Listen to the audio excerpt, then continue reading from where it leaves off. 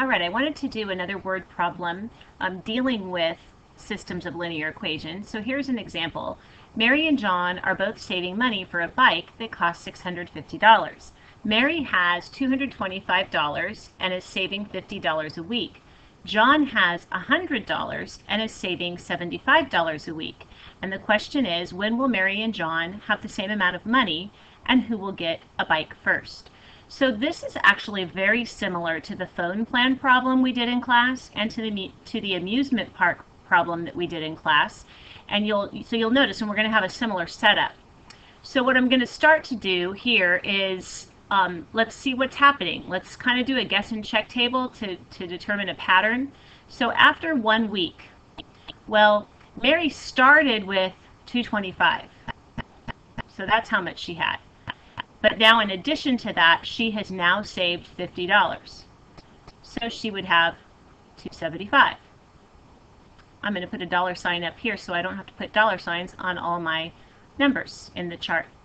And John started with $100, and now he would have saved $75 in the first week, so he has $175. So that's after the first week. After the second week, Mary, again, she started with $225, and now she's had 2 weeks to save $50. So that's 100 plus 225, so she has $325.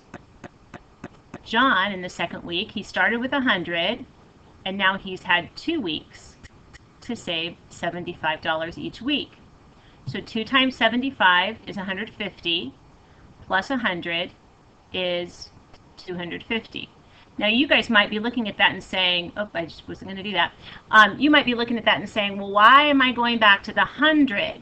Why not just add $75 to what he had before? And because we're trying to develop a pattern. Remember, this is not just about finding the answer. This is about finding a pattern so we can write an equation. So in the third week, Mary had $225 to start with, and now she has had 3 weeks to save $50 each. So 150 plus 225 is $375. And John had $100, and he's had 3 weeks to save $75.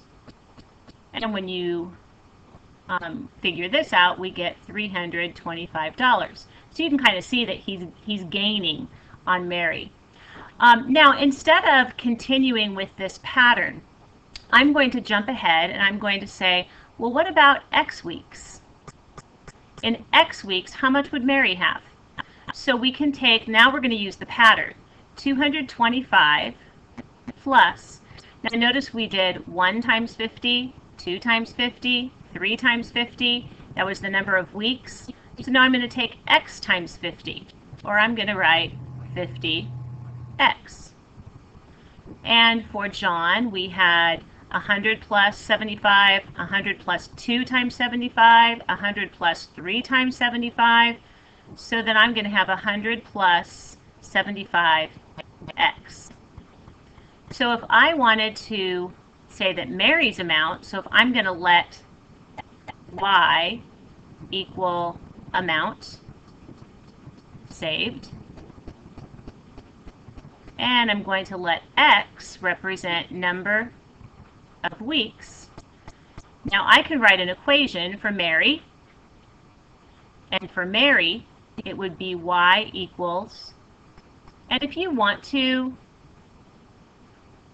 put the X first just because you're used to doing that, you can. You could say 50X plus 225. And for John, we have Y equals 75X plus 100. These amounts would tell us, or these two equations would tell us for any particular number of weeks how much they would have. Well, remember our question was, when will they have the same amount? Well, that's just a system of equations, and we want to know when the two lines will cross. So you could graph those two lines, or we could do it algebraically by substitution. So we have 50X plus 225 equals 75X plus 100. And now I need to solve this.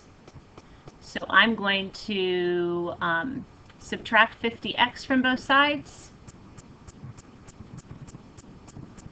And I'm going to subtract 100 from both sides.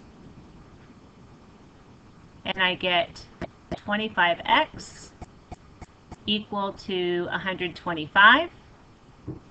And if I divide by 25, I get x equals 5.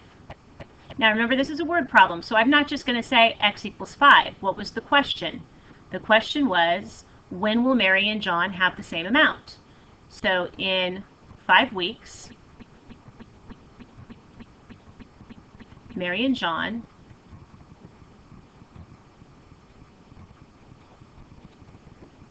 will have the same amount. How much will they have? Well, if we want to find that out, we're going to have to substitute our answer for 5, x equals 5, into either equation. So I'm going to substitute it into this one, 50 times 5 plus 225. So we get 250 plus 225, and we have $475. So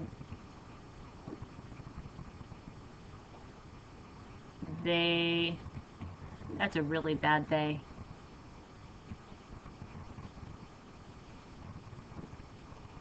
They will have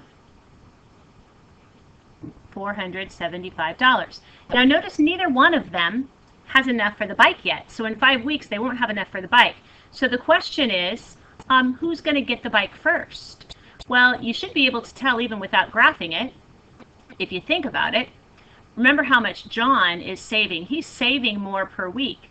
So at the point where they match, when they both have $475, going on from there after week 5, John's saving more per week, so he's going to get there first. And you actually can see that if we looked at the graph. So I'm going to just, well, I don't think we're going to look at the graph, but you could do that. It's just like the amusement park problem. And if you looked at the graph, you would see that John's line is steeper because it has a larger slope. Now, when you do these problems, you probably won't need to go through this every time. Let me just use Mary's for an example. We had, let's see, we had 50x plus 225. Okay, so we had y equals. This was my rate of change. I was told she saved $50 per week. So it's a rate of change. So dollars per week, a rate of change. That's the slope. So when you have a rate of change, that's what you're going to use for a slope. This was her starting amount. It's a constant. And when we have a constant, that's the y-intercept of our graph. I'll even write the word constant. So when you are reading a word problem, look for the rate of change. That's your slope. So you'll look for something where it says like dollars per week or inches per month if something was growing at a certain rate. You'll look at things like that that express it as a ratio. That's your clue that that's the slope. Your starting amount, a startup cost, and looking for a constant. That constant value is your y-intercept. So if you go back to the wording of the problem, Mary has $225 and is saving $50 a week. If you let x be your weeks, you almost can see that. 225 plus 50x.